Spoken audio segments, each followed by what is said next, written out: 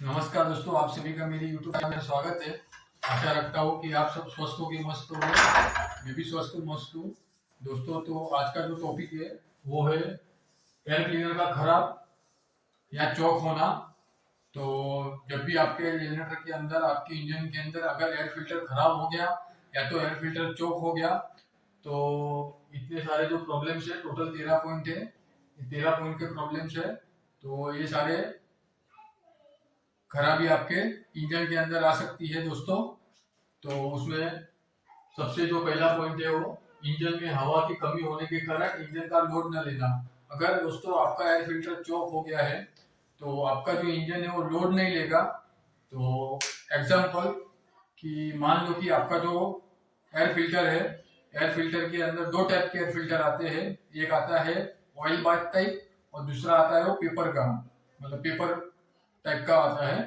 तो उसमें बाहर की जो हवा होती है, उस हवा के साथ में छोटे छोटे मिट्टी के कण आते हैं, मिट्टी आती है दोस्तों। तो आपका जो एयर फिल्टर है वो चौक हो जाता है। तो जब भी आपका एयर फिल्टर अगर चौक हो गया तो सक्शन स्ट्रोक के दौरान जो हवा है वो हवा अच्छे से अंदर कंबशन चेंबर के अंदर आ नहीं पाएगी दोस्तों। तो अगर हवा अंदर आ नहीं पाएगी दोस्तों, तो आपका जो फ्यूल है, मान लो कि डीजल है, वो डीजल अच्छे से जल नहीं पाएगा। तो डीजल अच्छे से अगर जलेगा नहीं तो आपका जो इंजन है वो ब्लैक स्मोक भी देगा दोस्तों, काला धुआं भी देगा। तो उसके कारण क्या होगा कि आपका जो इंजन है वो लोड नहीं ले पाएगा दोस्तों। और दूसरा जो पॉइंट है वो इंजन के अधूरे जलने से इंजन का लोड ना लेना। तो वही जो मैंने अभी आपको बताया दोस्तों, इंजन जो के अंदर आपका जो ईंधन है वो अधूरा से जलेगा। उसको जितने मात्रा में हवा भी चाहिए जलने के लिए, उतने मात्रा में वो जल नहीं पाएगा दोस्तों, क्योंकि हवा के अंदर क्या होता है दोस्तों, ऑक्सीजन होता है। तो जलने के लिए ऑक्सीजन की मदद होती है ईंधन को। तो वो उसको जितना ऑक्सीजन चाहिए उतना ऑक्सीजन मिल नहीं पाएगा दोस्तों। तो उसके वजह से क्या होगा, जो आपका ईंधन है वो अधूरा जलने लगेगा। तो अधूरा इंजन जलेगा तो लोड नहीं ले पाएगा इंजन आपका। तीसरा पॉइंट है हॉर्स पावर की कमी होना। अब जब इंजन लोड नहीं लेगा तो हॉर्स पावर में भी दोस्तों कमी आ जाएगी उसकी। हॉर्स पावर यानी क्या, एचपी, जिसको हम बोलते हैं, उसके इंजन के नंबर प्लेट के ऊपर लिखा होता है एचपी। तो कितना एचपी का आपका इंजन है, मान लो 10 एचपी, 5 एचपी, 15, 25, 50, ऐसे अलग अलग तरीके के अलग अलग एचपी के इंजन आते हैं दोस्तों। तो उसमें भी प्रॉब्लम हो जाएगा दोस्तों। चौथा पॉइंट है वो काला धुआं। जैसे मैंने पहले बताया कि इंजन अगर ईंधन आपका प्रॉपरली जलेगा नहीं तो काला धुआं इंजन आपका देने लगेगा। मान लो कि आप चढ़ाई पे चढ़ रहे हो, चढ़ाई पे चढ़ने के कारण क्या होता है, इंजन के ऊपर लोड गिरता है। इंजन के ऊपर जब लोड गिरेगा तब भी आपका इंजन जो है वो काला धुआं देने लगेगा दोस्तों। तो आपका जो एयर फिल्टर है वो चौक है, एयर फिल्टर को क्लीन करना होता है। तो एयर फिल्टर को खोलकर अंदर से बाहर की, मान लो कि जैसा ये आपका एयर फिल्टर हो गया, ऐसा ये एयर फिल्टर है समझो, ये होल वाला जो भाग है आप देख सकते हो। तो जब भी आप एयर फिल्टर को क्लीन करो तो जो एयर प्रेशर का जो पाइप है वो उस पाइप को ऐसे बाहर से नहीं, इसको ऐसे अंदर से बाहर की तरफ हवा मारनी होती है दोस्तों। क्योंकि जब हवा आती है तो वो इसको टकराएगी और इसके ऊपर मिट्टी लगी होती है। आप अगर ऐसे साफ करोगे तो अच्छे से साफ नहीं होगा और ये गलत तरीका है दोस्तों साफ करने का। तो हमेशा जब भी आप एयर क्लीनर को क्लीन करो तो जो पाइप है उस पाइप को ऐसे अंदर से बाहर की ओर मारना है। और उसका प्रेशर भी ध्यान रहे, ज्यादा नहीं होना चाहिए। उसका जो प्रेशर का लिमिटेशन है वो भी एक लिमिट में होना चाहिए दोस्तों। आप अगर ज्यादा प्रेशर से हवा मारोगे तो पेपर का जो एयर फिल्टर आता है वो फट जाएगा दोस्तों। और वो जो फट जाएगा तो उसके अंदर से छोटे छोटे मिट्टी के जो कण होते हैं वो आपकी इंजन के अंदर चले जाएगा। और इंजन के अंदर जब वो जाएगा तो आपका पिस्टन की जो रिंग है वो खराब हो जाएगी दोस्तों। पांचवा पॉइंट है इंजन ऑयल का घुलना। अब ज्यादा एयर फिल्टर आपका चौक है तो आपका इंजन का जो ऑयल है वो भी घुल जाएगा दोस्तों। और छठवा पॉइंट है पिस्टन रिंग्स और लाइनर्स का कार्यकाल का कम होना। जैसे मैंने अभी आपको बताया कि फिल्टर जब फट जाएगा दोस्तों तो पिस्टन के रिंग्स और लाइनर्स का कार्यकाल जो है वो कम हो जाएगा दोस्तों। पिस्टन के अंदर उसके आजू बाजू रिंगें लगी होती है, तो उस रिंग और लाइनर के बीच में वेर एंड टियर हो जाएगा दोस्तों।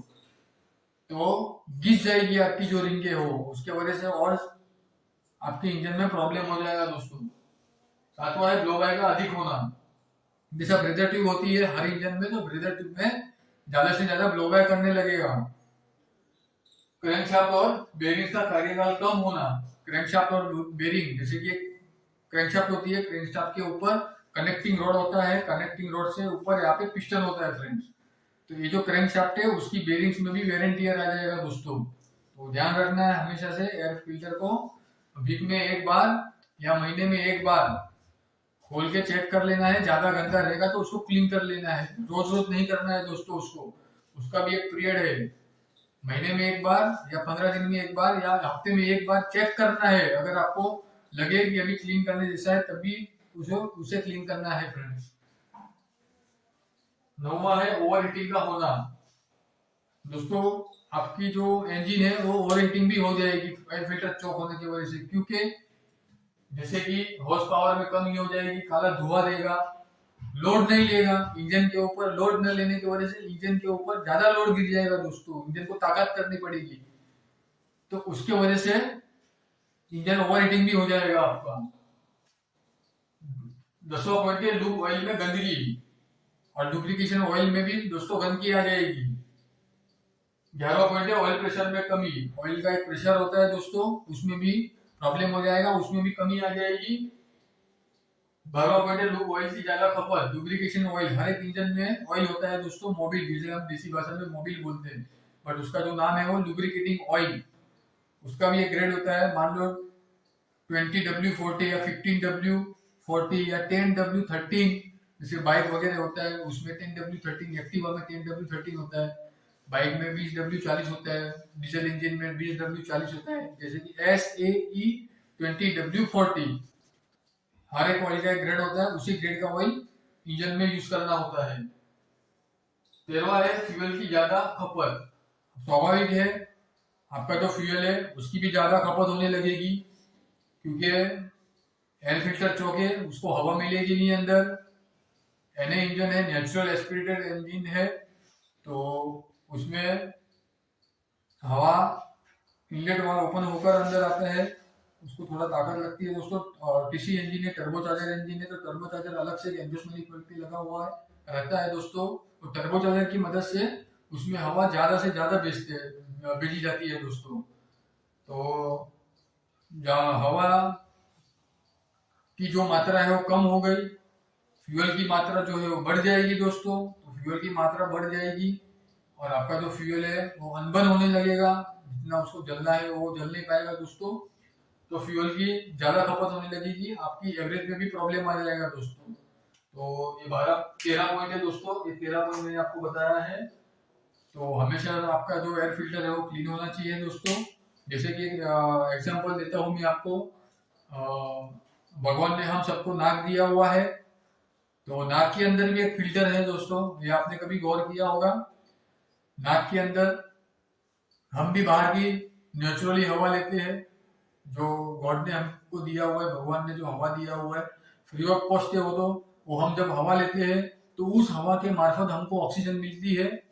और हमारा ये जो मशीन, ये भी एक मशीन ही है, और मशीन हमारा उस ऑक्सीजन की मदद से चलते रहता है दोस्तों। तो अब आप मानोगे कि नाक के अंदर कहाँ फिल्टर है, तो नाक के अंदर भी दोस्तों एक फिल्टर दिया हुआ है। नाक के अंदर जो बाल है, जो बाल है वही एक फिल्टर है दोस्तों, वो फिल्टर का काम करता है। जो अब हम हवा लेते हैं उस हवा के अंदर बारीक बारीक पार्टिकल्स होते हैं दोस्तों मिट्टी के, जो हमको दिखाई नहीं देते हैं, वो उसको देखने के लिए माइक्रोस्कोप की जरूरत पड़ती है, माइक्रोस्कोप के अंदर ही वो दिखेंगे दोस्तों। बट ये जो हमारे नाक के अंदर जो बाल है वो बाल भी एक फिल्टर का काम करते हैं दोस्तों।